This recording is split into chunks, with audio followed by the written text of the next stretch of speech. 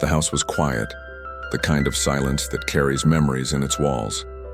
Sunlight slipped through half-open curtains, landing gently on the dust-covered furniture.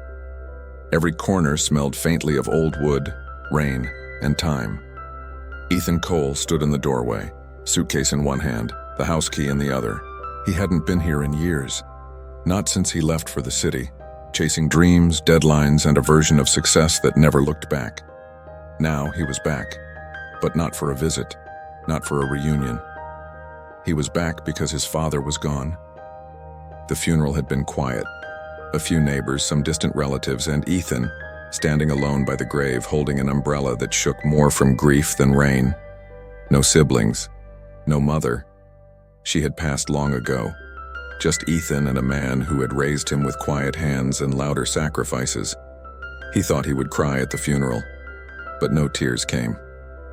Only a strange heaviness, the kind that sits on your chest and whispers, "You're too late." Now, standing in the old house, Ethan looked around the cracked photo frames, the faded wallpaper, the armchair by the window where his father used to sit, reading the newspaper with glasses perched on his nose. Everything was exactly where he had left it, because fathers never move much. They wait. Ethan placed his suitcase down and sighed. The echo filled the empty hall. He muttered, "I should have visited more." The silence answered back. In the kitchen, he found an old mug, the one with a chip on the rim, still sitting by the sink, a half-filled jar of coffee. The small notebook with grocery lists written in neat, careful handwriting. Bread, milk, medicine, Ethan's favorite cookies, if on sale. He smiled faintly. His father always made lists. Even love was written in bullet points. Ethan sat at the table, head resting on his hands, the house breathing around him like a memory come alive. He whispered, "Why didn't I come back sooner, Dad?" But regret doesn't answer. It just stays. The next morning, he began sorting through his father's belongings. The lawyer had told him, "Everything's yours now. The house, the land, everything. Take your time." Ethan didn't want the house, he wanted the man who filled it. But life doesn't give you second drafts. He started from the living room, stacking old books, boxing photo albums, separating papers. Every drawer he opened felt like opening a chapter he never read. Bills from years ago, receipts from grocery stores, and notes in the margins like, "Call Ethan, ask about job." He never did, or maybe he tried, and Ethan was too busy. Each item was a quiet testimony of love that asked for nothing, and a life lived in silence. By evening, Ethan climbed up to the attic. The wooden ladder creaked under his weight. Dust danced in the thin beam of sunlight piercing through the roof. The air smelled of cardboard, mothballs, and old winters. He hadn't been up there since he was a child. He remembered hiding there during storms, his father bringing up flashlights and stories to keep him calm. Now the attic was filled with boxes labeled in his father's handwriting. Winter clothes, old tools, Christmas lights. But one box stood apart. Not a box, a suitcase. Leather, worn, brown. On top, a tag with one word, written carefully. Ethan. Ethan froze. For a moment, he thought it was a coincidence. But then he saw his father's handwriting. Neat, deliberate. His chest tightened. He knelt beside it, running his fingers along the surface. The leather was cracked, the corners frayed. A small lock hung on the zipper. Old, rusted, fragile. He whispered, "Why would you keep a suitcase with my name, Dad?" He reached for the latch, but stopped. Something in him wanted to wait, to breathe first, to prepare. He sat back on the floor, staring at the suitcase like it was alive, a sealed chapter of his father's heart. Memories flickered his father's hands cooking breakfast, waiting at the school gate, standing at the train station waving goodbye. Ethan had never thought much about those moments, but now, every image ached. He whispered, "You always gave, and I never asked what it cost." The attic light flickered. Outside, the evening turned orange, the world soft and still. He picked up the suitcase, brushing off the dust, and carried it down. Carefully, reverently, like it held the weight of a life he had missed. Downstairs, he placed it on the table, poured himself a cup of tea, his father's favorite routine, then sat quietly watching the steam rise. He wasn't ready to open it yet, but he knew he would, soon, because some truths wait, and some can't wait forever. Ethan looked at the clock on the wall. It had stopped at 11:11. He remembered his father saying, "You know what they say, son? When the clock strikes 11:11, make a wish." Ethan smiled faintly. He closed his eyes and whispered, "I wish I could talk to you one more time, Dad." The clock ticked once, then fell silent again. Only the suitcase waited, quiet, patient, like his father once did. The morning light spilled softly through the curtains, painting pale golden streaks across the worn-out carpet. Dust floated in the air like tiny ghosts of yesterday, and somewhere deep in the silence a clock ticked faintly, slow, deliberate, like time itself hesitated to move forward. Ethan stood in the middle of the living room, staring at the suitcase resting on the table. The tag with his name, Ethan, seemed to call out to him gently but firmly, like a whisper from the past. He reached out, his fingertips grazing the surface. The leather was cold, cracked yet oddly comforting, like holding an old hand that once guided him through dark hallways. It smelled faintly of his father, coffee, books, and the faint trace of aftershave he always used on Sundays. Ethan sat down slowly, eyes fixed on the small, rusted lock hanging from the zipper. He hesitated, not because it was locked. He could break it easily, but because he wasn't sure he was ready to open what it held. He whispered softly, "What did you keep in here for me, Dad? And why didn't you tell me?" The silence of the room was heavy, filled with unspoken answers.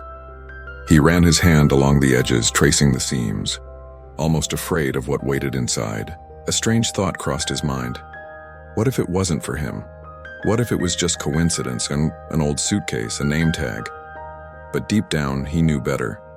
His father never did anything without reason. Ethan stood, searching drawers and shelves for a key. Small, old, maybe hidden somewhere his father thought he'd look one day. He checked the study table, the kitchen counter, even the drawer by the bedside. Finally, inside an old tin box labeled Keys and Coins, he found a small brass key tied with a faded red string. Attached was a note, written in that same careful handwriting. "For Ethan, when you're ready." Ethan froze. A lump formed in his throat. He clutched the key like it was made of memory, not metal. He walked back to the suitcase, heart thudding like a drum. His fingers trembled as he slid the key into the lock. It turned with a faint click, soft, final, inevitable. He took a deep breath. Then slowly he lifted the lid inside. Everything was neatly arranged. Not chaos, not clutter, just quiet care. On top lay a small envelope with his name on it. Below that, stacks of papers tied with twine, a bundle of old photographs, and a brown leather diary. Its cover worn, its corners softened with time. And beside all that, a few objects he recognized instantly. His old toy car, the blue ribbon he'd won at school, and a tiny handprint on yellow paper, his own, from kindergarten. The paint had faded, but the love hadn't. Ethan sat frozen, his breath caught in his throat. It was like opening a time capsule, not of the world, but of his father's heart. He picked up the envelope first. The handwriting was shaky but deliberate. He tore it open, hands trembling. Inside was a single sheet of paper, folded carefully. He unfolded it, eyes scanning the first line. "My dear Ethan, if you're reading this, it means I'm gone, but it also means you're finally home." Ethan's eyes stung. He kept reading.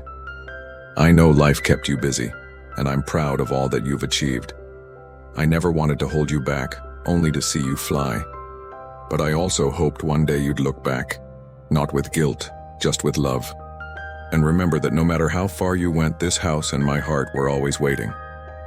Inside this suitcase, you'll find pieces of our story, moments I saved, things I couldn't say aloud, in these pages than I ever could explain in person. Love doesn't shout, son. It whispers, in the quiet sacrifices, the things we give up so you don't have to. Take your time, read slowly, and when you're done, don't cry, just live. And remember, that's all I ever wanted at the bottom. One final line. Your biggest fan. Always. Dad Ethan pressed the letter to his chest, tears slipping down his cheeks silently. It felt like his father was in the room again, gentle, patient, forgiving. He wiped his face and reached for the second item, a small stack of folded papers tied with twine. They looked like receipts at first, but as he untied the bundle, he realized they were letters unsent, undelivered, all addressed to my son. He opened the first one. It was dated years ago. Today you left for college. I watched the train pull away until it disappeared. You didn't look back, and that's okay. I'm glad you're excited chasing your future. Just remember to eat. You always forget breakfast. He smiled weakly through tears. The next letter, a few months later. Your call came today. You got your first job. I knew you could do it. I wanted to celebrate with you, but I didn't want to disturb you with a visit. So I made your favorite stew and ate it alone, pretending you were sitting across from me. His hands shook as he unfolded the third. I saw your name in the paper today. Promotion. Your mother would have been so proud. I went to the bakery and bought a small cake, lit a candle. Made a wish for you. Ethan covered his mouth, sobbing softly. Life of quiet love, of nights his father stayed awake, celebrating alone, waiting for a phone call that never came. He placed the letters aside and picked up the stack of photos. Some were old, grainy, him as a child on his father's shoulders, learning to ride a bike, fishing at the lake. But there were newer ones too. Photos his father must have taken secretly from afar. Ethan in a graduation gown. Ethan walking into his office building. Ethan at a cafe with friends. His father had followed his journey quietly. From the shadows, proud and unseen. Each photo had a date on the back and a note like, he looks happy. Didn't a little boy? Ethan's tears fell onto the photos, blurring the ink. Finally, he lifted the diary. The title was embossed faintly, For My Son's Future. He opened the first page. The handwriting was familiar, steady. Notes, monthly expenses, rent, $500, groceries, $120, medicine, $40, Ethan's tuition, $700. Next page, double shift again today. Tired, but worth it, he'll never know. Another page. Didn't buy the new jacket. Saved the money for his books. Page after page, entries of small sacrifices, a ledger of love written in ink and exhaustion. He turned another page, dated the winter before Ethan's graduation. Fever again, didn't see doctor. Too expensive this month. Can't afford to miss work. Ethan's final semester fees due next week. Ethan's chest tightened. He whispered, "You were sick?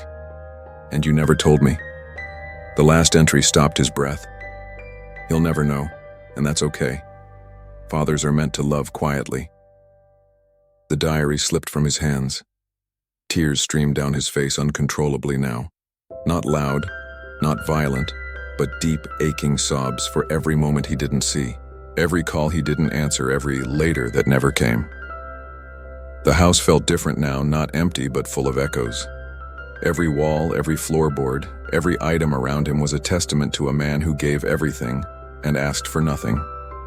Ethan sat there for a long time, letters scattered, diary open, the suitcase like a portal between past and present. He whispered. His breath caught. The room spun. He pressed the paper against his chest as if to undo the years. His father had traded health for his future. He had chosen love over life and never said a word. Memories now flooded like waves. Ethan saw himself as a boy running in the rain, falling, crying, his father rushing, carrying him home, drying his tears, whispering, "Pain is temporary, pride is forever." He saw teenage years of anger, doors slammed, words shouted, his father standing silently, eyes tired, lips whispering prayers behind closed doors. He saw the day he left for the city, suitcase in hand, his father standing at the station, holding a small lunchbox, saying, "Eat something on the way," and he had waved without looking back. Now, sitting beside the suitcase, he realized his father had kept that same lunchbox all these years, washed, empty, stored beside this leather chest, waiting for a son who never returned for dinner. Ethan opened the final page of the diary. The ink was faint, shaky. If he ever finds this, tell him I never wanted anything back. Just wanted to see him happy. Love is loud only when it's gone. He'll understand one day. Beneath the words was a pressed flower, dry, fragile, a wild daisy, the kind Ethan used to pick for his mother's grave when he was small. He brushed it gently, tears falling onto the brittle petals, whispering, "I understand now, Dad, I do." The room felt alive now, walls breathing, air thick with presence. He could almost hear footsteps in the hallway, the clink of a spoon, the low hum of a tune his father used to whistle. Ethan looked around, eyes landing on the chair by the window, the clock on the wall, the mug by the sink. Everything suddenly sacred, each object a chapter of love written in silence. The suitcase, still half open, seemed to glow in the afternoon light, as if the soul of its owner lingered within. Ethan rose slowly, walked to the window, and saw the sky darken, clouds gathering like memories refusing to fade. He whispered, "You waited your whole life for me to see you, and I never looked." The wind stirred the curtains, gentle, forgiving. He turned back to the table, gathered the letters, the diary, the photos, and placed them carefully back into the suitcase. His inheritance, not of money, but meaning. As he closed the lid, a faint metallic click echoed, soft, final, like a heartbeat, surrendering to peace. He sat down again, the diary in his lap, and whispered, "You said fathers love quietly, but I hear you now, louder than ever." He closed his eyes, and the room filled with visions. His father's hands guiding his first steps, his voice cheering in the crowd, his tired smile under the porch light every night he came home late. Each flash was both a gift and a wound, a reminder of how much love hides in ordinary moments. Outside, thunder rolled softly and rain began to fall, tapping gently against the windows like fingertips from heaven. Ethan opened the window, letting the cool drops kiss his face, mingling with his tears. He lifted his eyes to the sky and whispered, "Thank you for everything you gave, for everything I never saw." And for a brief second, in the reflection of the glass, he thought he saw a figure standing beside him, tall, gentle, smiling, holding a cup of tea. The same eyes, the same warmth. He blinked and it was gone, but the peace remained. Ethan closed the suitcase and placed it near the armchair, the spot his father always loved. He lit a candle beside it, the flame dancing softly in the dim room, casting golden light on the words embossed across the diary cover, "For my son's future." The irony wasn't lost on him. His father had built a future by quietly dismantling his own. He sat for a long time, just listening, to the rain, to the clock that had started ticking again, to the heartbeat of memories settling into forgiveness. The suspense that once surrounded the suitcase had dissolved into revelation. The mystery wasn't what it contained, but why it existed, to remind him that true love doesn't need applause. It just needs to be seen before it's gone. As the candle burned low, Ethan made a silent vow. He would live differently now, not just chasing success, but honoring the sacrifices that built his path. He would visit the gravesite tomorrow, carry the suitcase, and tell his father he finally understood. In that quiet room, with rain singing against the glass and love lingering in every breath, "You taught me everything, except how to live without you." And then softer, "I would give everything, every deal, every dollar, just to have one more dinner with you." But there was no answer, only the rain tapping softly against the window, a lullaby of forgiveness from a sky that seemed to mourn with him. He stood and walked to the glass, watching droplets race down, imagining each one as a moment his father waited, patiently, lovingly, endlessly. He pressed his palm to the cold pane, tears streaming freely, and in the reflection for just a heartbeat, he thought he saw him, standing beside him, older, gentle, eyes full of pride, a smile that said, "It's okay, son. You're here now." Ethan turned, but the vision faded into candlelight. He sank back into the chair, heart trembling, realization settling deep. All his life he had chased applause, recognition, success. But the only eyes that truly mattered had watched from the shadows, clapping quietly, loving loudly through silence. The clock on the wall ticked faintly again, as if time itself had forgiven him.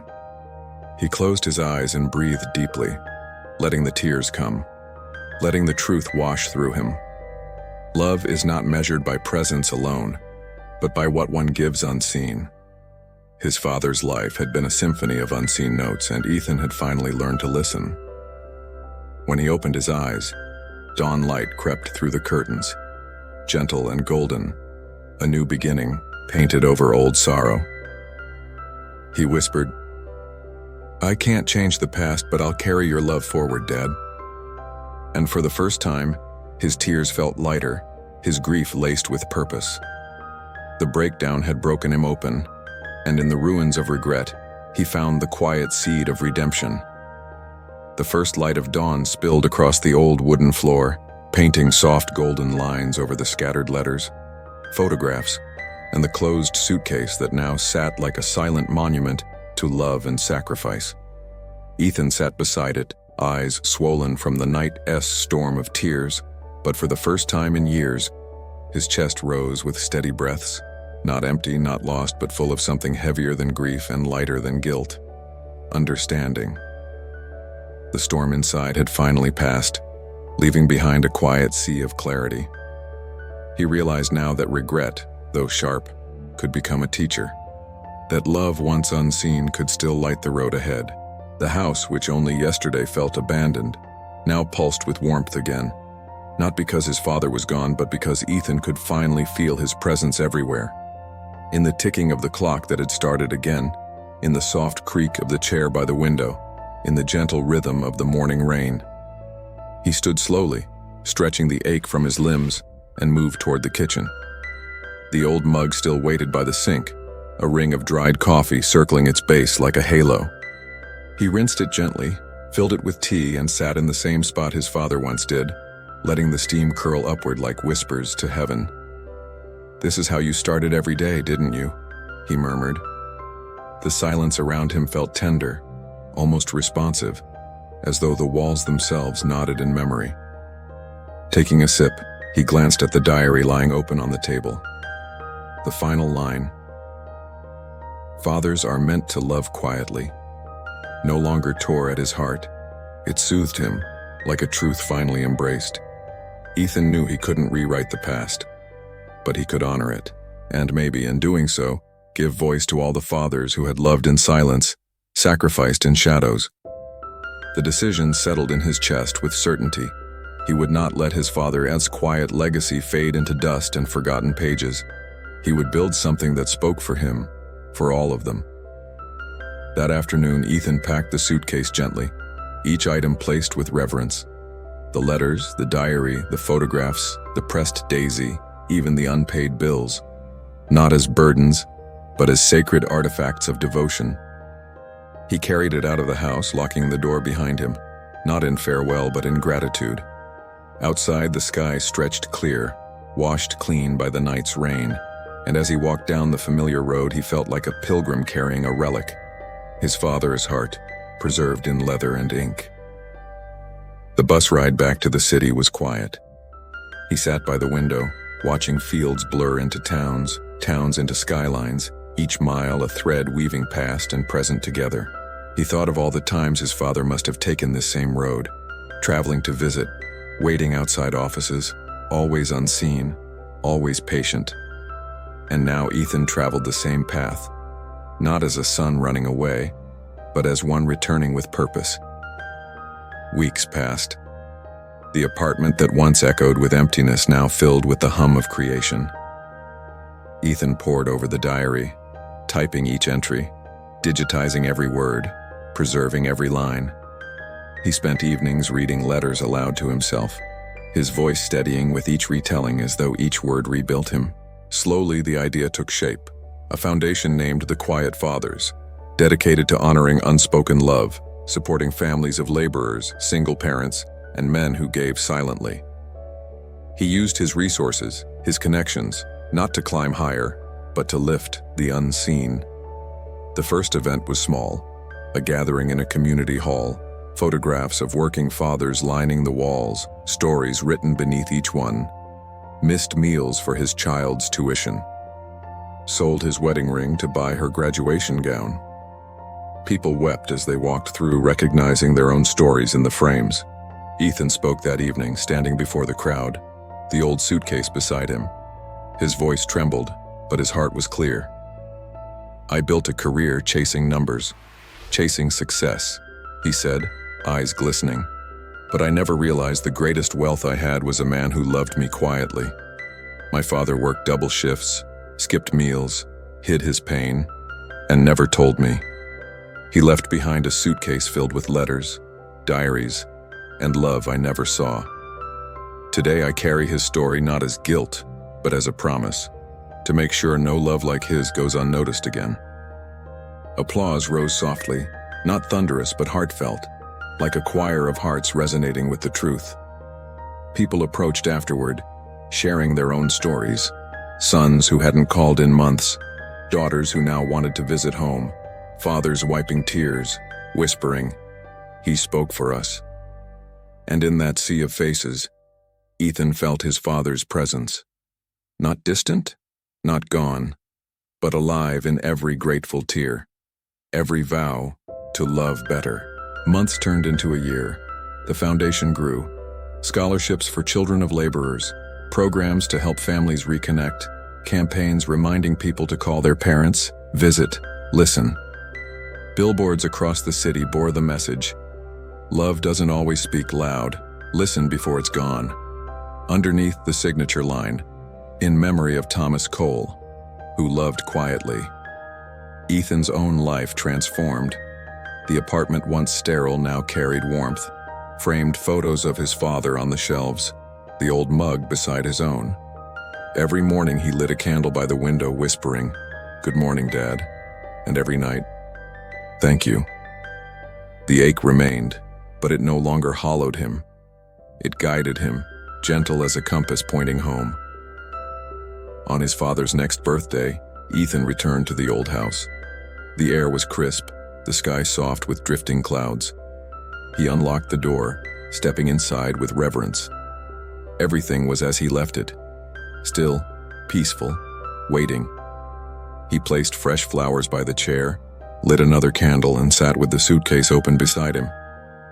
"I did it, Dad," he whispered. "Your love didn't vanish. It lives in every family we've helped, every child we've supported. You didn't die in silence, and the world hears you now." His eyes filled, but the tears were different this time. Not of sorrow, but of gratitude. He stood and walked to the attic one last time, the beam of sunlight still cutting through the dust. He placed the suitcase gently back in its corner, not as abandonment, but as returning a sacred relic to its altar. Kneeling, he whispered, "You carried this for me all your life. Now I'll carry you in everything I do." The air seemed to sigh, warm and forgiving. That evening, Ethan visited the cemetery. The maple trees swayed softly as he approached the grave marked, "Thomas Cole, a father's love never ends." He laid lilies at the headstone, the same kind his father once planted in their yard, and sat beside it as the sun dipped low. "Hey, Dad," he said softly. "Remember how you always said you just wanted me to be happy? I am now, because I finally know what happiness means. It's not the corner office or the applause. It's this, sitting here, knowing you loved me every day of your life, And now, I love you every day of mine. A breeze stirred through the leaves, gentle as a hand on his shoulder. He smiled through tears, eyes turned skyward. Thank you for waiting, he whispered. As twilight wrapped the cemetery in gold, Ethan stood, placing his hand on the cool stone one last time. I'll see you in the morning light, in the laughter we've sparked, in the lives we've changed. He turned to leave, and for a fleeting moment, in the shimmer of fading sun, he thought he saw him, standing under the maple tree, smiling, proud, hands in pockets, the way he always did. Ethan blinked and the image dissolved into light, but peace lingered, warm as an embrace. Walking away, he felt no emptiness now, only fullness, a life no longer haunted by silence, but guided by it. He had learned that love's truest voice is not in words shouted across distance, but in actions whispered through sacrifice. As he reached the gate,